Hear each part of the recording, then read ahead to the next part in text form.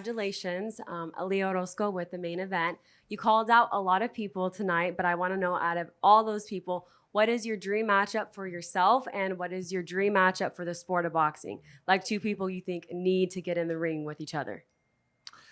Yeah, no, I mean, there's so many names.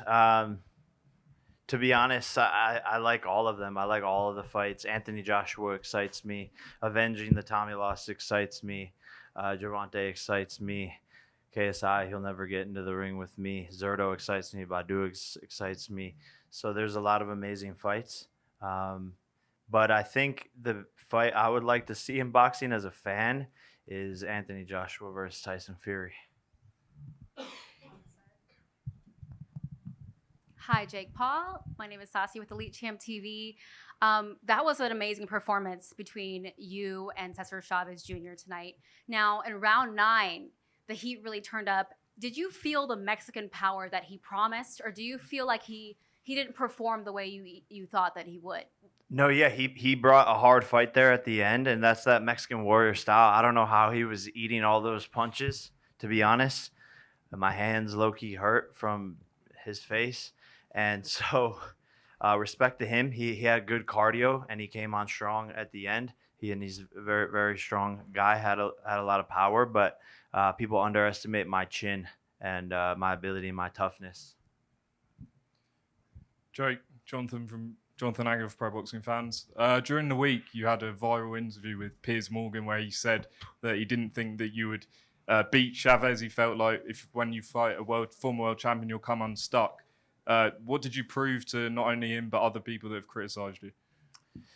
Yeah, look, at the end of the day, actions speak louder than words. So people can sit behind their desks and sit on their TV shows and say a lot of things about my career, but everyone's tuning in, everyone's watching, and I just continue to win.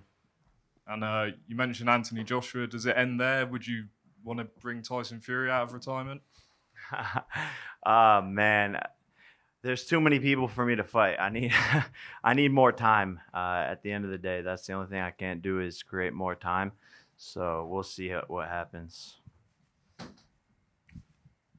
Hey, over here, Jake. Congratulations on your win. This is Abraham Gonzalez, Fights Around the World.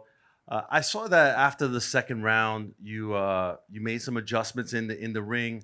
What was it that you saw from Chavez that maybe made you make some in-ring adjustments, or maybe there were some of the things that you were working on during training camp? Just kind of walk us through some of those tactics that you went through throughout the fight. Yeah, no, I saw that he was trying to do these looping shots, and so I just had to keep my hands higher, and he was moving off to the side, and so I just had to move with him and get off to an angle. And then he had a good high guard, and he was starting to block the right hook. So that's when I started bringing the uppercut, which started landing. And then from there, he had to defend the uppercut and the right hook. So both of them started landing and just kept on making adjustments. I saw that he was weak to the body, kept going to the body, just kept him hurting there the whole entire night, and just kept the jab going. That was pretty much it. Hey, Jake Paul. First and foremost, congratulations. My name is Marcus Portillo with Fightbook. I just want to ask you, what is your why? What is getting you up in the morning? I mean, you have so much success already. You really don't need the sport of boxing, to be honest with you. So, like, what is driving you? What is pushing you through your day-to-day, man? I need to know, as a fighter, as an influencer, as everything you've accomplished, what is your big why, man? What is your why? It's a great question, and you're right. It is crazy, and I think for me, it's that God told me what my sacred responsibility was in a ceremony that I was doing. He said that you have to become world champion to inspire so many kids and create an amazing sports story.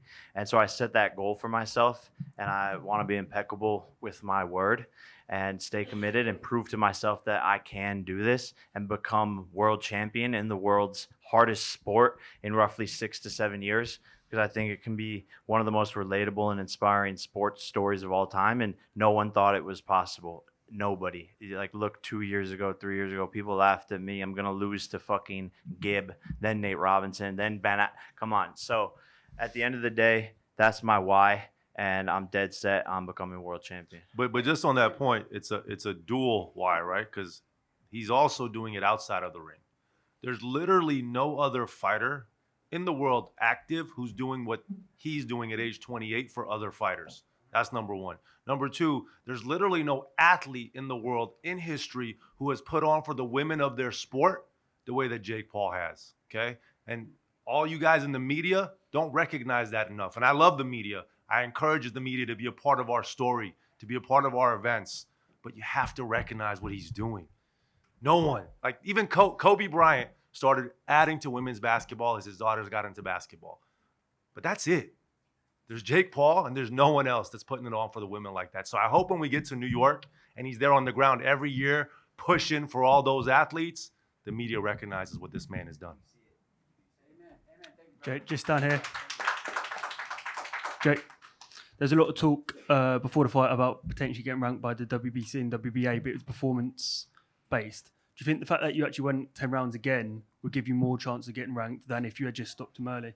Yeah, I think that people got to see more of a skill set from me tonight and some of the things that I've been working on and my toughness, the cardio, all of these things. So I think going 10 rounds was a great experience for me under the lights, and I think it could lead to a really good ranking because of what I was able to display. And really, from my memory, like he only hit me probably like 8 good times in a 10-round fight is pretty good.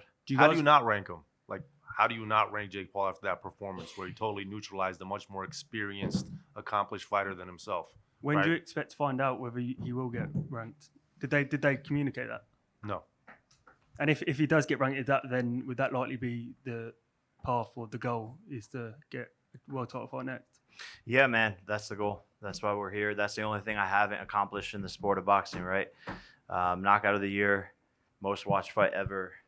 That's the last thing on the list. But everything's based on timing, right? The right opportunity has to exist at the right time, and there's other fights that come up that he may want to do in between. We'll look at those. One last question, Mike. Right here. Simon Samana with MMA Junkie. Jake, you were just asked about your why, and you mentioned kids being a big part of the motivation. You used your time in the not in the cage, sorry, MMA Junkie. Mm-hmm. You used your time in the ring afterwards, to send a message to kids about not giving up on their dreams.